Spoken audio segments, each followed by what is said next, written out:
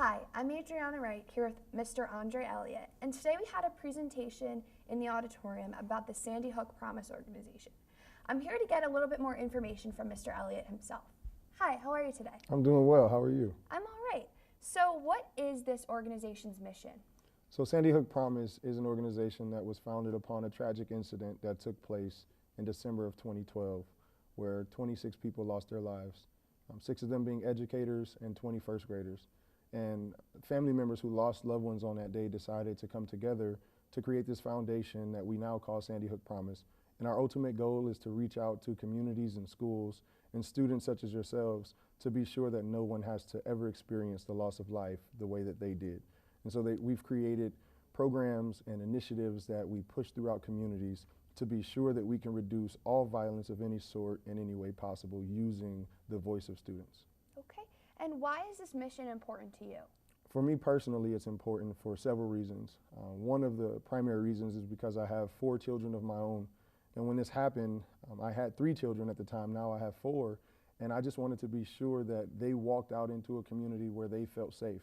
Another reason is because I work with young people in many facets of my life, from my church and my religion to education and some of the extracurricular activities I do after school, to coaching, and even some of my previous places of employment. I've always found myself in a capacity where I'm working with young people, and I just wanted to be sure that we were able to give them the tools necessary to continue to impact and make change in lives.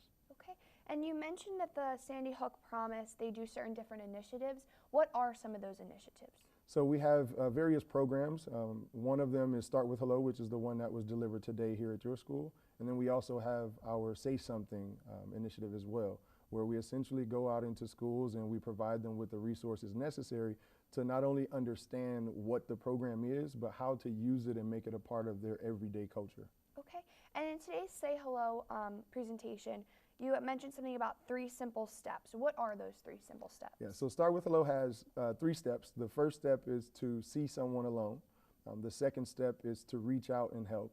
And then the third and final step is to simply start with hello. And in unpacking those a little bit, in seeing someone alone, we help students identify social isolation. And so we talk about what that could possibly look like, what are some examples, what are things that they may see in everyday life.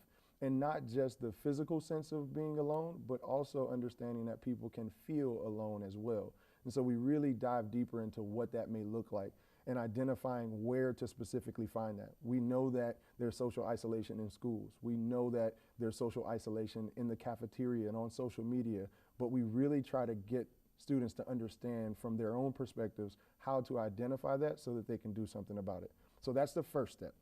Then the second step, to reach out and help. We tackle this thought that sometimes it's challenging to begin to have a conversation with someone. There's some resistance that comes into play. And so we identify some of those barriers, like it may be difficult to say something knowing that my peers may not agree with me, or it may be difficult when I can't find something in common. And so we give them some strategies, some different activities on how to make those conversations a little easier. And there are things that the school can do, and there are things that students can do individually, but collectively we can really begin to make the next step easier, which is to finally start with the hello. So we've done all of the preparation, we've identified how we want to tackle the issue, and then we use some icebreakers, some different activities to dig a little deeper into the why behind a student and how they may be feeling in that moment. So for example, we use the 5 W's, which is one of our icebreakers.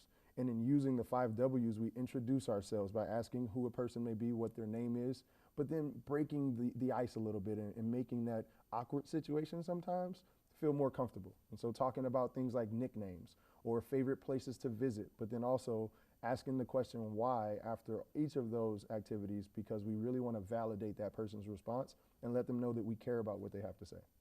Okay, and what if I do want to approach someone because I do want to make them feel included, but I'm a little nervous?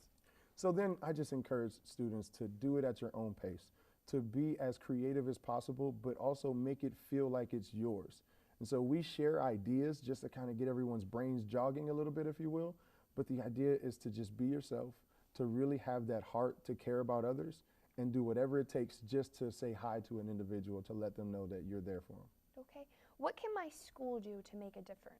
So your school can join in and become part of one of our Save Promise clubs. There are over 2,000 clubs right now, and SAVE stands for Students Against Violence Everywhere. The ultimate mission there is to take this idea of identifying violence and then putting it into the hands of students and having them to really see how it's impacting their lives, and then using some of the resources that we provide for them to really tackle the issue so that they can have their own voice. And so these are clubs that are led by students that have the guidance of an adult champion, but ultimately taking the ideas from students and really finding ways to be innovative in creating and continuing to impact that change that we want to see. Okay. So what is the primary goal of the Save Promise Club? So the primary goal is to identify that there is some sort of violence, and then we want to give students the voice to be able to address those issues. But we also want to provide them with the resources to make them feel supported and set them up for success. Okay.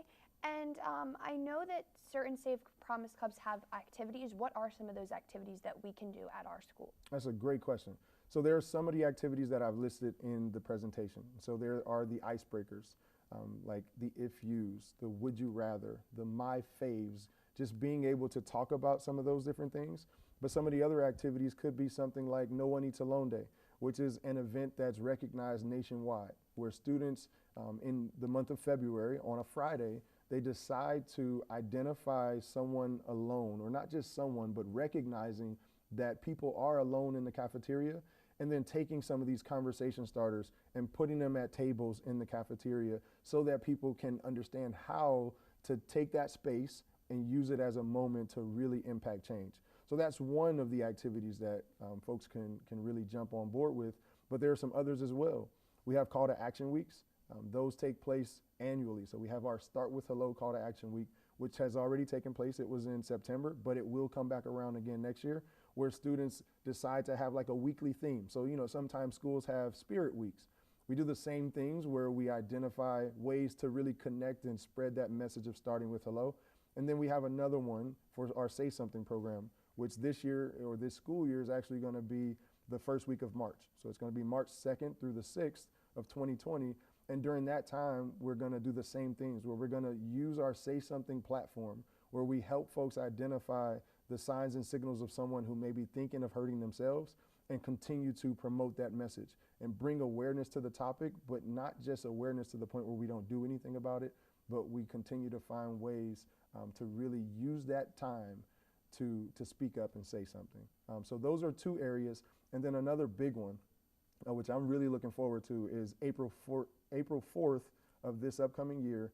There's our SAVE Summit, which is led by our SAVE Youth Advisory Board, which is a hand-selected group of students that can take the information that they've gathered from the things that they've done in their own schools, the things that they've heard their peers doing across the country, and then coming together. And so we invite all of our Save Promise clubs to join us in Ohio to spend some time at this youth conference that's led by students, and really gather some of those ideas to take it back to their homes and their own communities to really begin to use the information that we're providing them with. Okay. Is there anything else you'd like to add? The only thing else I would like to add is for those who are looking for more information, go to our website, sandyhookpromise.org. There's a ton of information. There's a ton of resources. We're always a phone call or an email away. And if you all ever need anything, that's probably the first place to go so that you can get some ideas on next steps. So thank you all so much for having me here today. It's really been a pleasure, and I enjoyed working with you all. Thank you so much for coming.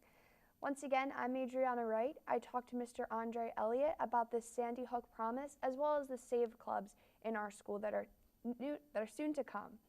We're really excited, and we can't wait to see what you guys have in store for us. So thank you so much, and back to our host.